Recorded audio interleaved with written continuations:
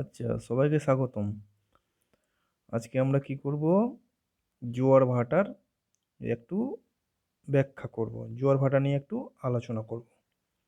Question যদি আসে যে জোয়ার ভাটা ব্যাখ্যা করো, মানে তবুও মানে চিত্র একটা দেওয়া উচিত। এটা না হলে এটা দেওয়া উচিত।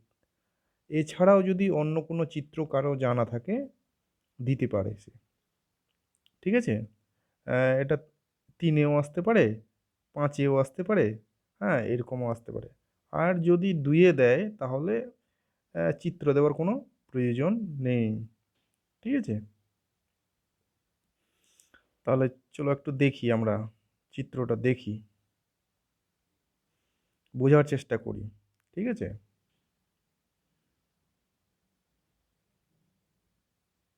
এই যে সূর্য, আমাদের সূর্য, এই যে পৃথিবী, ঠিক আছে? এই হলো আমাদের চাঁদ। তো এই চাঁদের আকর্ষণেই জল কি হয়? এই যে ফুলে ফেঁপে ওঠে। পৃথিবীর যেদিকে চাঁদ থাকে সেই দিকে জল ফুলে ওঠে। এটাই হলো মুখ্য জোয়ারের মূল কারণ।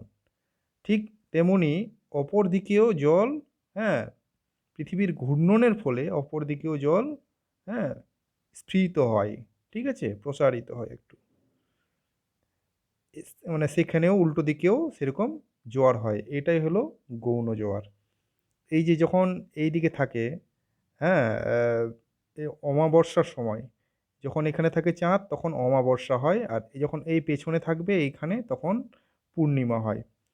তো এই অমাবস্যা আর পূর্ণিমার সময় কিন্তু মানে ভালো ইয়ে হয়, জোয়ার হয়। জোয়ারের জল বেশি ওঠে। এটাকেই বলা হয় ভরা কোটাল। ঠিক আছে?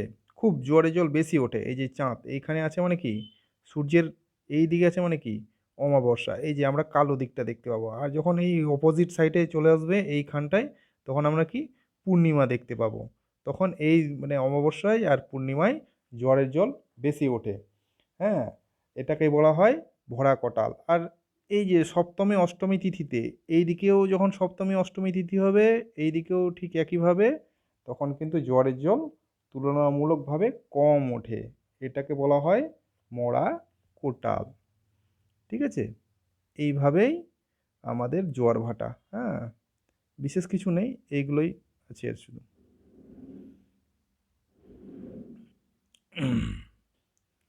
এখানে একটা চিত্র দেওয়া হয়েছে মরা কোটালের, তাই তো? হুম, এই যে চাঁদ কিরকম থাকবে? এই পজিশনে থাকবে। এই যে চাঁদ এইদিকে বা এইদিকে থাকবে। এই অষ্টমী তিথি বলা হয়েছে। চাঁদের কক্ষপথ পৃথিবীকে আবর্তন করছে, যে পৃথিবী আমাদের।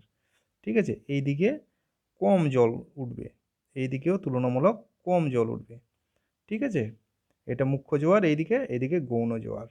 হ্যাঁ? কিন্তু যখন এখানেই থাকবে তখন কিন্তু এটা একটু বুঝতে অসুবিধা হবে। এইখানে থাকলে কি আমরা কালো দিকটা দেখতে পাবো। এটা মানে অমাবস্যা। আর এইদিকে থাকলে মানে কি? এটা পূর্ণিমা। এদিকে আমরা সাদা অংশটা দেখতে পাবো চাঁদের। হ্যাঁ? হুম, বোঝা গেল? পূর্ণিমা। ঠিক আছে? এটা চিত্রটা উল্টো দিকে করা হয়েছে এটা। মানে সূর্য এদিকে করা হয়েছে, আ পৃথিবী এইদিকে করা হয়েছে। তাই মানে আমরা উল্টো ভেবে নেব। এইখানে যখন থাকবে তখন আমার হবে কি? অমাবস্যা, আর এইদিকে যখন থাকবে তখন পূর্ণিমা পৃথিবী আরকি। চাঁদ, হ্যাঁ? তাই এখানে যখন থাকবে আর এখানে থাকবে তখন ভরা কোটাল, আর এইদিকে যখন থাকবে চাঁদ তখন মরা কোটাল। ঠিক আছে? আচ্ছা, আ এই হলো চিত্র।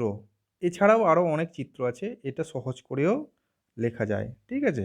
সহজ করেও ইয়ে করা যায়। আমি এই চিত্রটা পেয়েছিলাম, হ্যাঁ? Google থেকে নিয়েছি। বইয়েও আছে আমাদের। এবার আমরা কিরকমভাবে লিখব? ঠিক আছে? পৃথিবীর যে দিকটায় পৃথিবীর যে দিকটা চাঁদের সামনে থাকে, এই যে চাঁদের সামনে যে দিকটা থাকে, এই যে চাঁদ আমাদের, ঠিক আছে?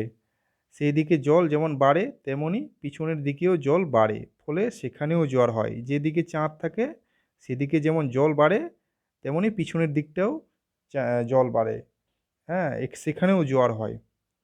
চাঁদের সামনে জোয়ার বেশি জোরালো। চাঁদের সামনে জোয়ারটা বেশি জোরালো। সেটাকে বলা হয় এই যে এদিকে এটাকেও যদি ধরা হয় তাহলে এই চাঁদের সামনে জোয়ারটা বেশি জোরালো হয়।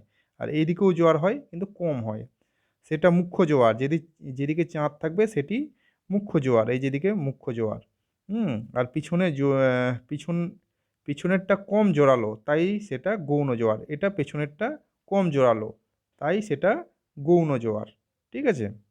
২ জোয়ারের মাঝের জায়গায় জল কম থাকে। ২ জোয়ারের মাঝের জায়গায় এগুলোতে এপাশে কম থাকে। একে ভাটা বলে। এই হলো আমাদের জোয়ার ভাটা কাকে বলে বা জোয়ার ভাটার ব্যাখ্যা ছোট করে। এটা আরও বড় করে করা যায়। তোমাদের জন্য এইটুকুই থাকলো। ঠিক আছে? Okay. Thank you for watching.